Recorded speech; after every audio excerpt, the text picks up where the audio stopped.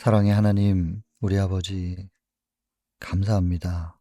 또 이 시간을 구별해 주셨고, 참여할 수 있는 특권을 주셨습니다. 사랑의 하나님, 우리 아버지, 감사합니다. 또 이 시간을 구별해 주셨고, 참여할 수 있는 특권을 주셨습니다.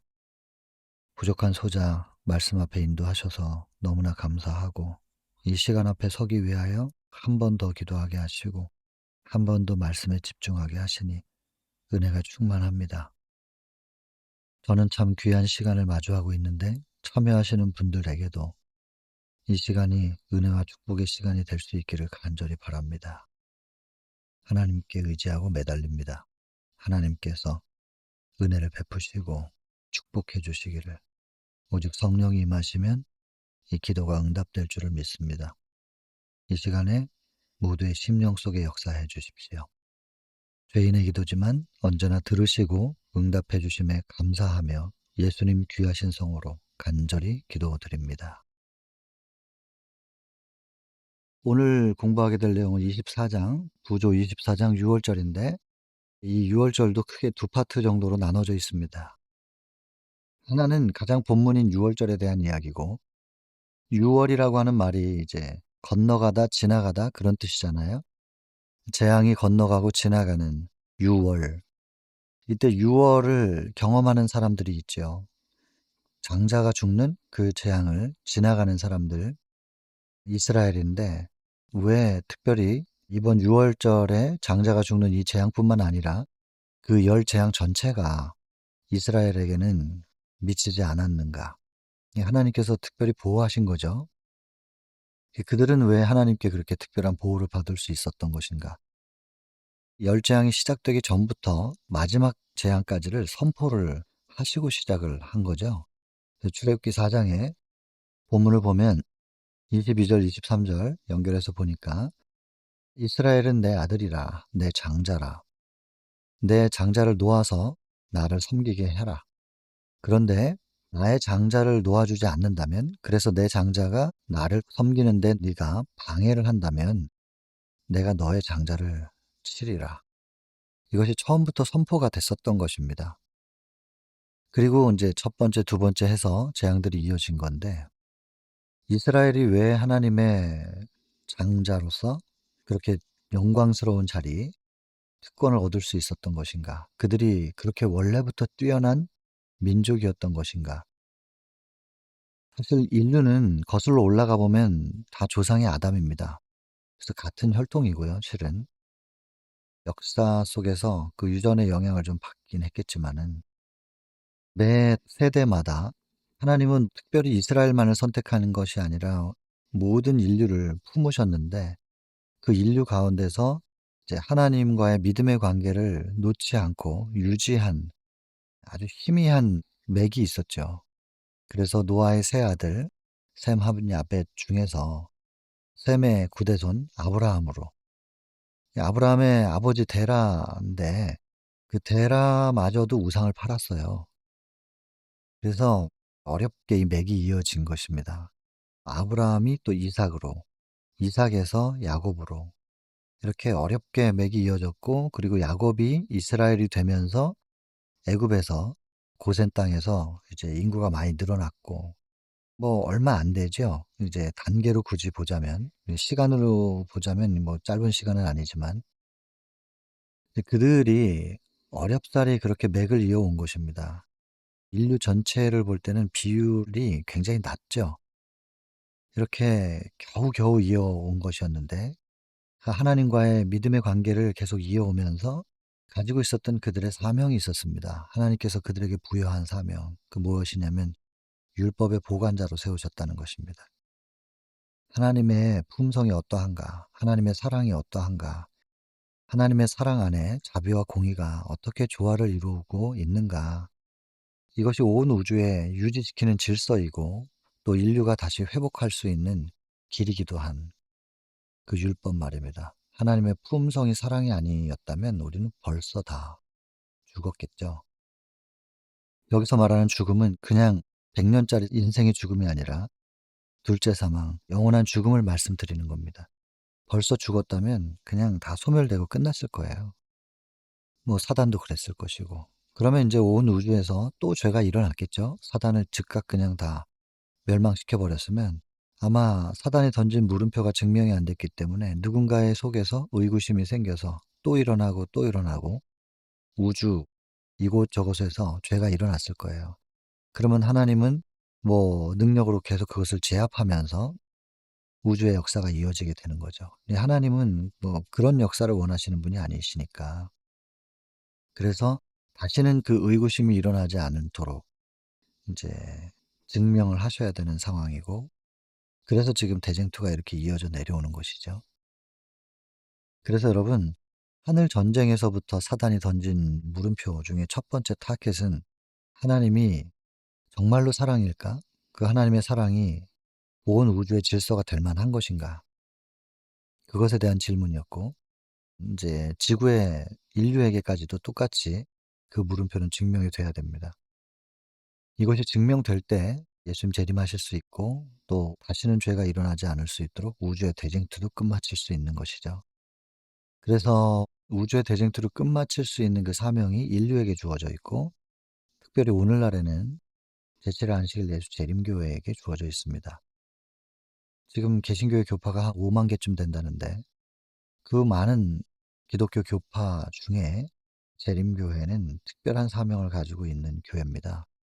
우리의 사명이 무엇인지, 그리고 우리의 정체가 무엇인지를 아는 일은 대단히 중요할 것입니다. 나중에 각시대 대쟁투 공부하다 보면 뭐 명확해질 것이고요. 이것이 인제 후반부로 갈수록 더 명확해집니다. 우리가 부조 선지자를 떼고 그다음 선지자왕 떼고 그다음 시대 소망에서 사명이 언급이 되면서 사도행적에서 초대교회의 현대 진리가 드러나고, 그리고 다니엘 8장 14절에 성소가 정결함을 입을 것이다라고 하면서 재림운동과 대실망 겪고 나서 탄생한 재림교회를 통하여 마지막 현대 진리, 요 단계들이 쭉 연결되면은 사도행적과 각시대 대쟁투까지 이렇게 연결되는 과정 속에서 우리의 정체가 무엇이며 우리의 사명이 무엇인지가 명확해지실 것입니다. 일반 기독교하고는 좀 다른 사명이 있습니다. 그건 또 그때 가서 이야기를 하지요. 굉장히 너무너무 중요한 부분이고. 그래서 이스라엘은 어쨌든 율법의 보관자로서의 사명이 있었어요. 이것은 하나님을 믿노라고 하는 사람들, 하나님의 자녀들이라면 이제 모든 시대를 초월해서 그들에게 부여된 사명입니다. 율법의 보관자. 그래서 이 율법의 보관을 할 수 있도록 하나님께서 능력을 주신 것이고 특권을 주신 것이에요. 그래서 하나님께서 율법의 보관자로서의 그 사명을 감당할 수 있도록 주신 능력 때문에 그들이 뛰어난 것입니다. 실제로 뛰어나죠, 이스라엘이.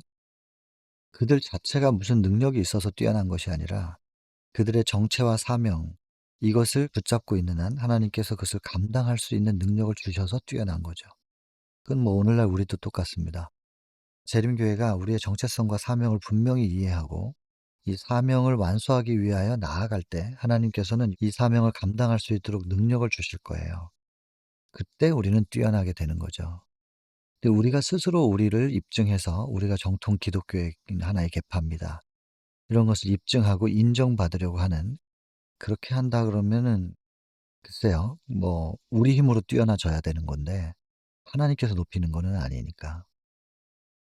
하나님께서 우리를 높이실 수밖에 없게 이 공식들이 있고 인류의 역사를 통해서 사례들이 이렇게 분명한데, 우리가 그 방법으로 우리는 우리의 일을 하고 하나님은 하나님의 일을 하셔서 우리가 높아질 수 있는, 그리고 심지어 높아지는 것이 우리가 뭔가를 그 높은 자리를 누리라고 하는 것이 아니라 빛을 가진 자가 높이 올려질수록 그 빛은 넓은 지역에 퍼질 수 있기 때문이니까.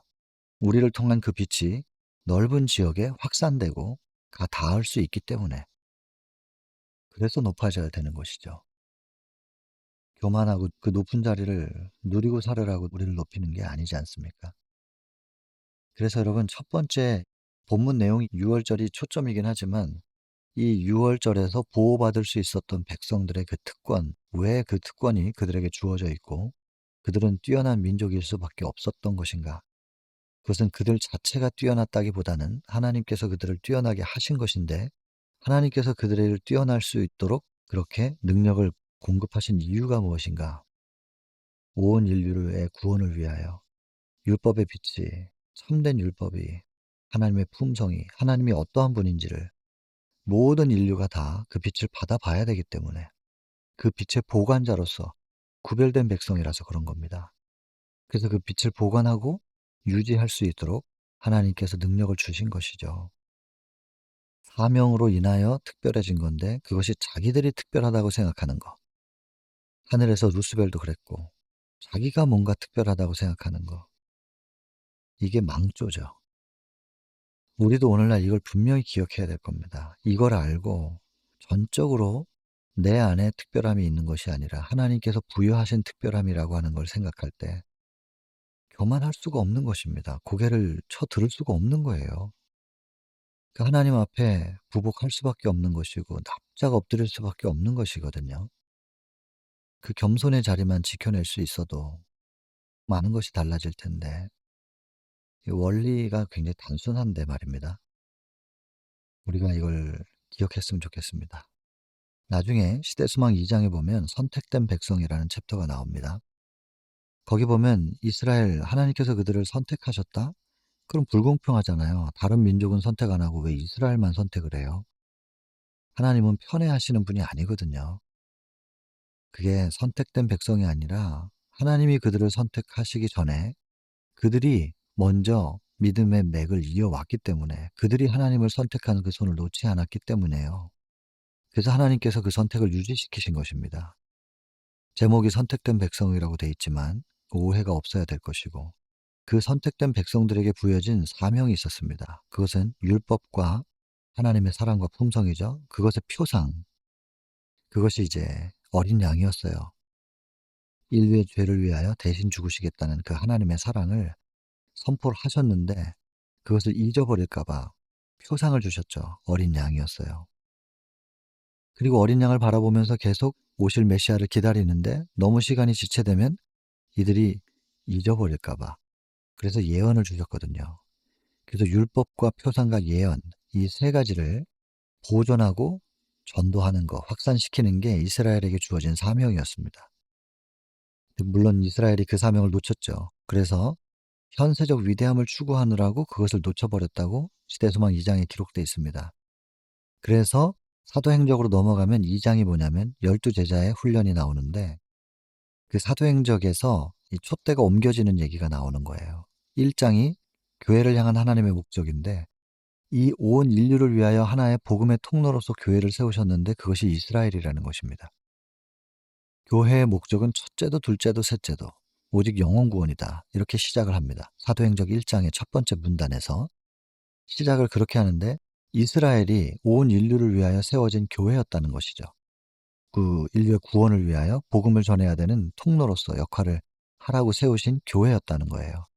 그런데 그들이 그 역할을 못했죠. 복음을 전하지 않고 폐쇄적으로 담을 쌓고 그 구원의 빛을 자기들만 가지려고 했던 것인데, 그래서 하나님께서 그들이 교회로서의 기능을 상실하니까 그 사명을 12제자에게로 옮기는 이야기, 그게 사도행적의 1장, 교회에게 주어진 하나님의 목적, 그 이스라엘에게 목적을 주었는데 그것을 이행하지 않기 때문에 그 목적이 12제자에게로 옮겨졌다.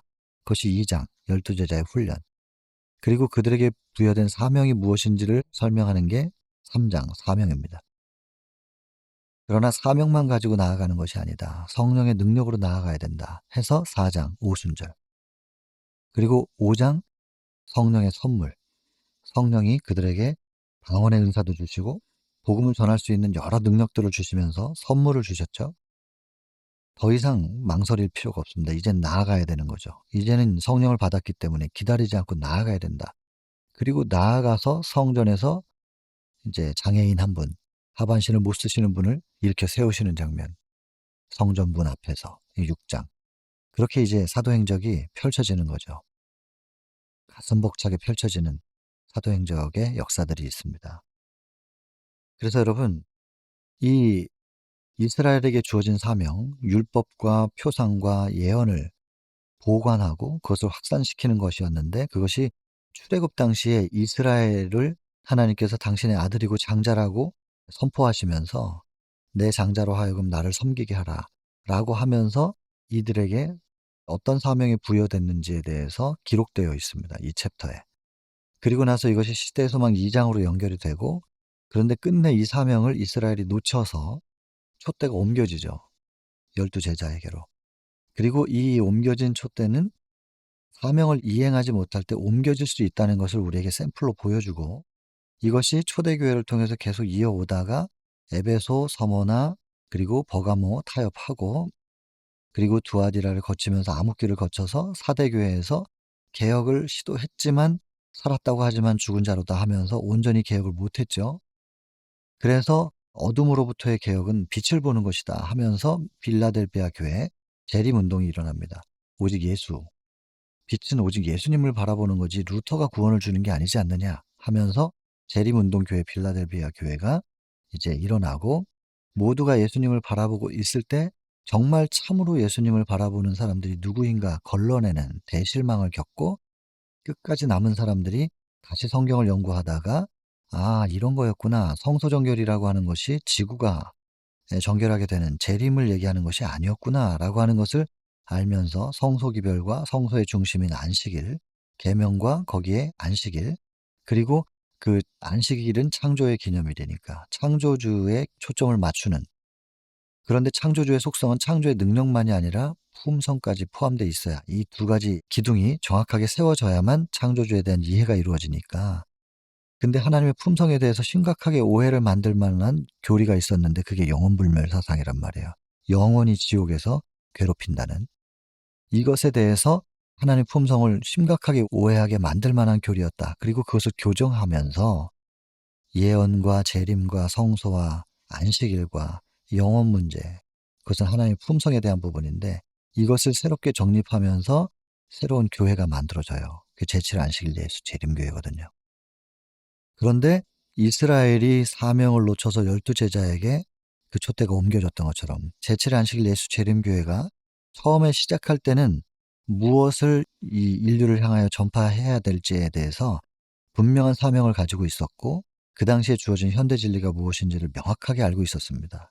근데 이것이 흐릿해져 간다면 이제 이것을 기억하고 있는 사람들만 남게 될 거예요. 우리의 정체가 무엇이고 사명이 무엇인지를 기억하는 사람들만 남게 되고, 나머지는 다 떨어질 것이라고 초기 문집을 통해서 예언을 해 주셨죠. 그게 남은 물입니다. 그래서 또 다른 교파를 만들고 또 다른 교회를 세우는 게 아닙니다, 절대로. 제7 안식일 예수 재림교회를 통하여 남은 무리가 남게 되고, 나가는 게 아니고 나간 무리가 아니고 남은 무리입니다. 끝까지 우리의 정체와 사명을 가진 사람들만 남고 나머지는 떨어지게 될 것이다. 이것이 예언입니다, 슬프게도. 이건 뭐 제가 교단을 지금 공격하는 게 아니고 그냥 적혀 있는 내용 그대로 초기문집에 그렇게 적혀 있으니까요. 그리고 계시록 2장과 3장에 교회 역사를 통하여 7교회를 통해서 쭉 설명한 내용들이 연결되는 것입니다. 나간 무리가 절대로 아니고 남은 무리입니다.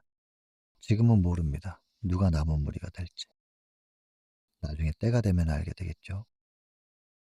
여러분, 할 수 있는 한 우리 재림교회에게 주어진 정체와 사명이 무엇인지 우리의 정체성을 분명히 명확하게 하고 우리의 사명을 붙잡고 나아갈 수 있도록 계속해서 우리를 깨워야 되는 거죠, 이 시대에. 왜냐면 뭐 다 졸거든요, 자꾸 지체되니까. 슬기로운 처녀들도 좋으니까요. 무엇을 준비해야 되고 깨어나야 할지 지금 졸고 있을 때가 아닌 것을 우리가 계속해서 외쳐야 되는, 근데 그런 메시지들이 이 증언을 통하여 특별히 대쟁투 총서에 이 인류의 역사를 통해서 우리에게 명확하게 주어져 있습니다. 우리가 이것을 계속 따라가는 일은 대단히 중요한 일이죠. 자, 그래서 이 첫 서두가 6월절 그 핵심으로 들어가기 전에 지금 이스라엘이 왜 6월이라고 하는 축복을 받을 수밖에 없었는가, 그 은혜를 받을 수밖에 없었던 것인가에 대한 우리가 이해가 굉장히 중요합니다. 그래서 오늘날 우리도 6월절을 경험해야 되는데, 여러분, 우리가 6월절에 6월의 은혜를 받을 만한 사람들인가? 이것에 대해서 스스로를 점검해 봐야 될 거 아니겠습니까? 그러니까 이스라엘이 어떻게 그 6 월의 은혜를 경험했는가, 이것을 이해하는 일은 대단히 중요하다는 것입니다. 이것이 첫 번째 파트이고, 두 번째, 6 월절은 이제 어떻게 이 재앙이 임하고 어떻게 그것을 넘길 수 있는지에 대해서 모세가 설명을 했지요. 그래서 첫 번째가 이제 양을 잡아야 되죠. 그래서 양이 필요합니다. 흠 없는 어린 양이어야 됩니다. 흠이 없어야 돼요. 뼈도 꺾이면 안 돼요. 온전한 어린 양, 예수님을 상징합니다. 그다음에는 이제 피가 필요합니다. 어린 양의 피, 그리고 그 희생이죠. 그리고 흠이 없는 어린 양 첫 번째, 그리고 어린 양의 죽음과 피. 그다음은 그 피를 우슬초로 문설주와 임방에 발라야 됩니다. 그 피를 바르는 거. 그러면 그 표를 보고 이제 재앙의 천사들이 6월 지나간다 이 말이죠. 여러분, 이게 우리가 다 아는 얘기고 흔한 얘기지만 여기서 굉장히 중요한 부분이 있습니다. 지금까지 9번의 재앙이 있었고 그때마다 모세가 선포한 대로 모두 다 성취됐습니다. 이번에도 틀림없이 그렇게 될 것이다 라는 것에 대한 믿음과, 또 모세의 지침에 따라서 우리가 할 때 이 표를 보고 6 월의 은혜를 얻게 될 것이다 라고 하는 것에 대한 믿음. 여러분, 이 믿음이 있어야 됩니다. 철저하게 믿음이 있기 때문에 뭐 하냐면 양을 구별해요. 그리고 양을 죽여요. 그리고 피를 흘리게 만들어요. 그리고 그것을 우슬초로 문설주와 임방에 발라요. 지시하신 대로 행한 거예요. 믿었기 때문에 지시하신 대로 행하는 거예요. 믿었기 때문에 지시하신 것을 순종하여 행하는 거예요. 안 하면 6 월의 은혜를 얻지 못하니까요. 지금까지 하나님께서 쭉 그렇게 해 오셨으니까 이스라엘을 보호하시기 위하여 그 처절한 재앙 가운데 애굽 사람들은 다 그렇게 그 재앙의 결과들을 감당해야 했지만 이스라엘에게는 하나님께서 구별을 시켜 주셨고 보호를 해 주셨던 거. 그러니까 이번에도 마지막으로도 하나님께서 보호하시기 위하여 표를 세우라는 거예요. 그것에 대한 지시를 해 주셨거든요. 믿으면 그 표를 세우라고 지시하신 것을 순종하여 행하겠죠. 믿음과 행함은 반드시 하나입니다. 믿는다고 하는데 행하는 게 안 나온다? 안 믿는 겁니다. 그걸 인정해야 됩니다. 내가 지금 믿지 못하고 있는 것이구나. 인정해야 되는 일이죠. 그래서 여기서 믿음과 행함이라는 것은 이 챕터에서 너무나 너무나 중요합니다. 6 월의 은혜를 얻기 위하여 믿고 지시하신 대로 행하는 것. 너무나 중요하죠. 근데 여러분, 믿음 없이 행하기만 하느냐? 의미가 없지 않습니까? 내가 한 건데. 믿음으로 말미암는 순종이어야만 인정이 된단 말이에요. 애굽 사람들이 있었습니다. 9번 모세가 선포한 대로 다 되는 걸 봤잖아요. 믿음이 생겼어요. 품성에 대해서 아직 몰라도 하나님이 어떤 분인지 실제로 존재하시는 것과 창조주라는 것에 대하여 믿음이 생겼어요. 그럼 우리 같은 사람도 그 은혜 가운데 들어갈 수 있을까? 이거 지금 분명히 내 장자가 죽을 텐데. 그래서 하나님의 자비에 매달려 봅니다. 이스라엘 백성들에게 애걸을 했다고 표현하거든요. 여기 애걸했다. 우리도 당신 집에 좀 들어가서 그날 밤에 있으면 안 됩니까? 이제는 뭐 특권층이었고 이스라엘은 노예였는데 노예한테 부탁하는 거예요. 믿음이 생긴 거예요. 그래서 우리 같은 사람들도 하나님의 은혜 혜택을 좀 볼 수 있는 건가요? 불안하지만 확신은 아직 없어요. 그러나 이스라엘에게 부탁을 해요. 당신 집에 들어가서 그날 밤을 좀 보낼 수 없겠느냐고. 이스라엘들이 환영을 했다 그래요. 환영해서 애굽 사람들도 좌우의 문설주와 임방에 피가 칠해진 이스라엘의 집에 들어가서 그날 밤에 하루를 보내는 거예요. 애굽 사람들도 그들의 장자도 은혜를 받았을까요? 받았단 말이에요. 애굽 사람들이라 할지라도 믿고 하나님의 은혜에 매달리니까, 그 품성에 매달리니까 하나님께서 구원하시잖아요. 믿음으로 하나님의 은혜, 그분의 품성에 매달릴 때 순종은 되어지는 것입니다. 믿으니까 구원을 위하여 저기 들어가야 되겠는데 간절한 마음이 생기지 않겠어요? 그리고 매달리는 거예요. 애걸해요. 은혜를 입죠. 여러분 이 순서가 우리의 생애 속에 똑같이 나타나야 된단 말입니다. 6 월의 은혜를 경험하기 위해서는. 그래서 이 6 월절은 그 당시 사람들에게 어떤 과정을 통해서 이루어졌는지도 중요하지만 그것이 오늘날 우리에게 어떻게 적용이 되는가. 여러분 오늘날 어디에다 바릅니까? 문설주하고 임방이 어디 있어요? 고린도전서 3장 16절 너희가 하나님의 성전이다. 하나님의 성령이 너희 가운데 거하시는 걸 알지 못하느냐? 예수님의 십자가 이후로는 성전이라는 건축물은 의미가 없어졌어요. 휘장도 갈라져 버렸잖아요. 어린 양 도망가고. 이제는 성전에 가 가지고 피해 제사를 드리는 게 의미가 없어요. 예루살렘으로 다 가야 되는 게 아니잖아요. 예수님 지금 하늘 성소에 계시기 때문에 우리가 하늘을 바라보는 겁니다. 이 땅 성소가 아니라 하늘 성소 바라보고, 그리고 예수님이 친히 당신 자신으로서 죄값을 치르셨으니까 더 이상 우리가 양을 죽일 필요가 없죠. 하늘에 계신 성소 봉사하고 계신 예수님께 죄를 다 드리면 되는 거죠. 그러면 우리는 그 피를 어디다 발라야 될 것이냐? 예수 그리스도의 피를, 어린 양의 피가 아니라 이제 예수의 피를 어디다 바르냐? 우리 마음의 심령, 성소에, 사도 바울이 말씀하신 것처럼 너희가 하나님의 성전인 것과 하나님의 성령이 너희 가운데 거하시는 것을 알지 못하느냐. 근데 여러분 이게 마음만이 아니라는 것을 설명하기 위해서 고린도전서 6장 19절 너희의 몸이 하나님의 성전이다. 마음과 몸은 분리될 수 없다는 것입니다.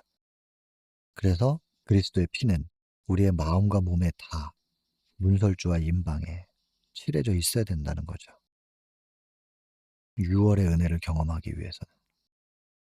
그래서 여러분 마음의 정결과 몸의 정결이 같이 이루어져야 됩니다. 성소 정결이라고 하는 것은 마음뿐만이 아니라 몸도. 그래서 성소 정결 안에는 우리에게 개혁을 요구해요. 우리의 삶의 일상생활의 개혁. 그래서 그 단계들이 있잖아요. 우리의 육이 호흡을 하는 것처럼 영도 호흡을 해야 돼요. 그래서 호흡하는 방법, 그 기도입니다. 하늘과 어떻게 호흡할 것인가. 우리가 물을 마셔야 되는 것처럼 일주일만 끊어지면 죽죠, 물. 그런 것처럼 우리의 영도 물을 계속 공급받아야 되는데 요한일서 5장 8절에 성령과 물과 피, 증거하는 이가 셋인데 그것이 성령과 물과 피다. 이 셋은 하나다.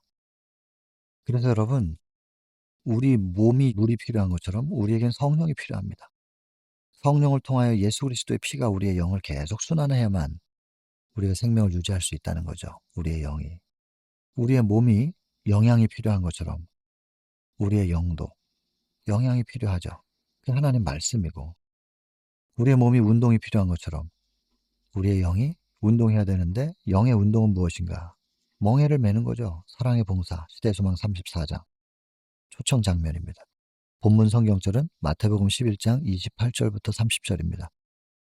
수고하고 무거운 짐진 자들은 오라 내가 쉬게 해줄 텐데 나는 마음이 온유하고 겸손하다. 그래서 나의 멍에를 메고 내게로 와서 배우라. 멍에를 메고 이 멍에가 무엇인가? 시대소망 34장에 율법이고 그것이 사랑의 봉사이다. 설명이 그렇게 되어 있습니다. 그래서 우리의 영의 운동은 뭐냐면 봉사예요. 사랑 나눔. 하여튼 이렇게 우리의 육이 생명을 유지하기 위해서 필요한 요소들이 우리의 영에게도 똑같이 필요한단 말이죠.